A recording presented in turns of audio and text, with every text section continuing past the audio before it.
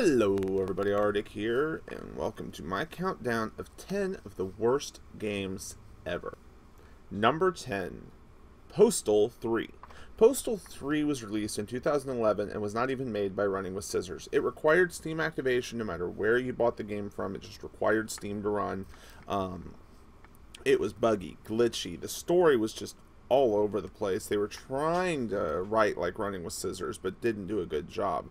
The game was so poorly panned, so poorly reviewed, most people just ignore its existence. In fact, when a Postal 2 had an update to it that added in a copy of Postal 3 that if you piss on, you got an achievement called Screw That Game, and they added in the DLC, Paradise Lost, they added in that was an entire dream sequence from a coma just to write off the existence of the game and say, no, it's not there. You know it's bad when Running with Scissors says, no, we're not even counting it. It's bad. Number 9, Tony Hawk Pro Skater 5. Yes, this game was released last year in September 2015.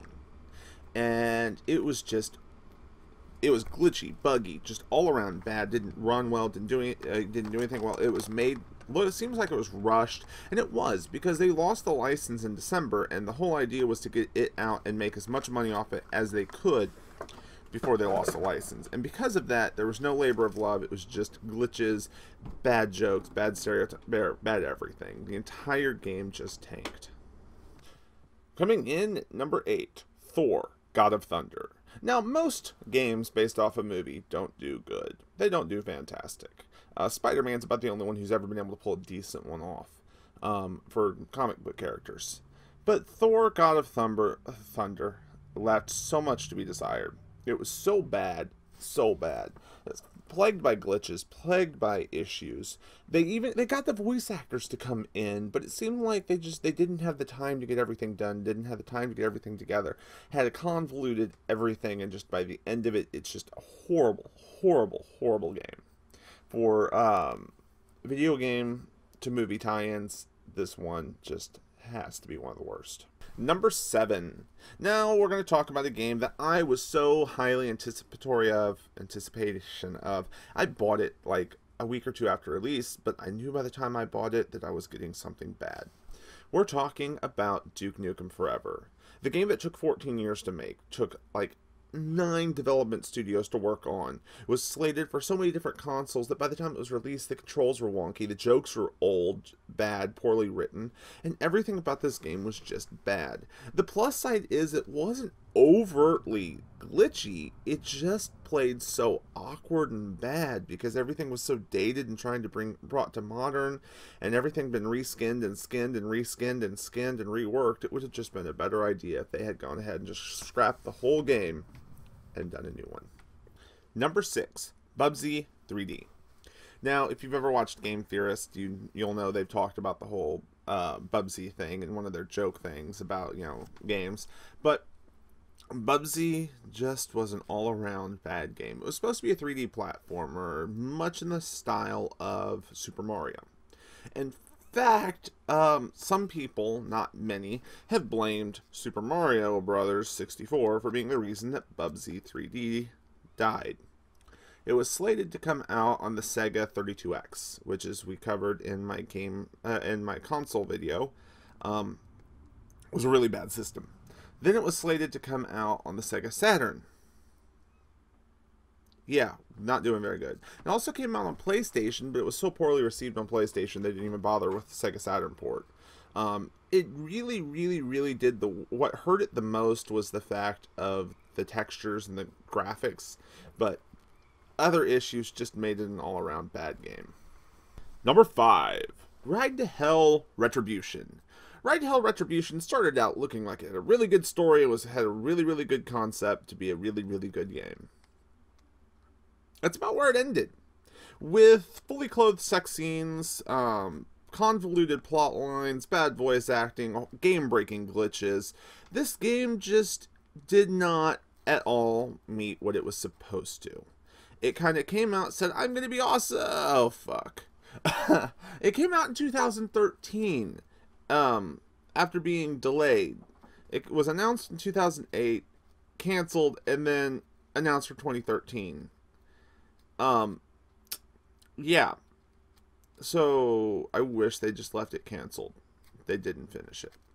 Number 4, Sonic Boom, Rise of Lyrica. Technically, there was 2 Sonic Boom games. I'm just going to focus on one at the moment because, both of them were bad. But but it was basically, there was glitches, bad story, bad graphics, bad everything. It was like Sega didn't even pay attention when they made this game. There were game-breaking glitches so bad on release that speedrunners were able to beat the game in an hour by using jump exploits from the glitches that allowed them to jump past large chunks of levels to speedrun. It just, for a Sonic game, it did not have any of the charm that we would expect from Sonic, and is part of the reason why I think that the Sonic franchise should die if Sega can't figure out how to do a good Sonic game. Number 3, Superman 64. Superman 64 came out in 99. And as a result of DC and Warner Brothers deciding that they didn't want Superman to hurt any people at all, after the studio had already had a lot done, they had to rush to change everything, and in the end, they left us with flying through rings, throwing cars, and doing all sorts of things, game-breaking glitches. They didn't really play test it enough. They didn't do anything to quality check it or anything, and it just came out as a stinking pile of doo-doo. Horrible game. They tried to re-release it for PlayStation, and not as a re-release, but as in fix it and make it all good, but they couldn't acquire the license to do so, even after getting approved and getting this PlayStation seal of approval. PlayStation even rated it 4 out of 5 stars from what they'd seen, and it still couldn't happen, which is sad. Number 2, Steel Battalion.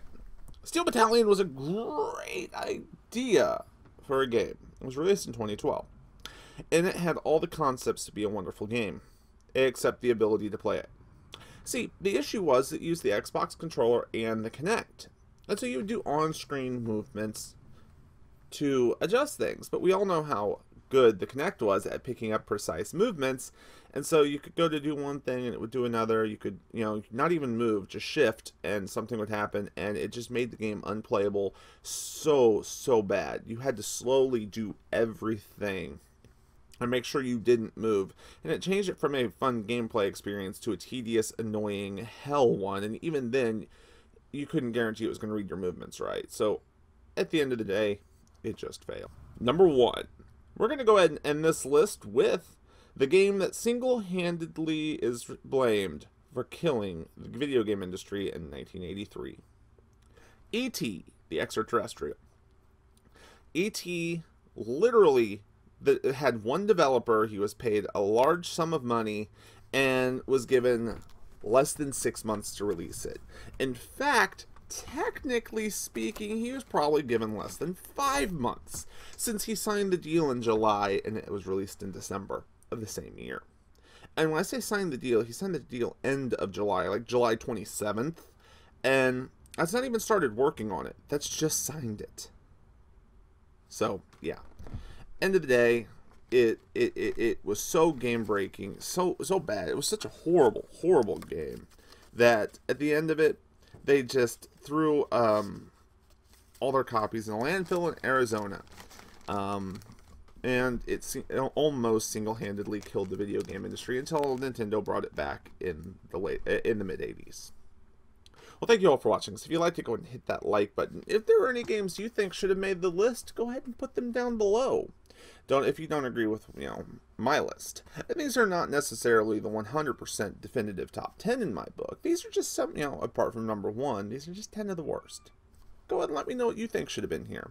If you have any ideas for a top 10 or a game I should do a 10 facts on, go ahead and leave it in the comment section down below. Don't forget to subscribe, and as always, you have fun. I'll see you later.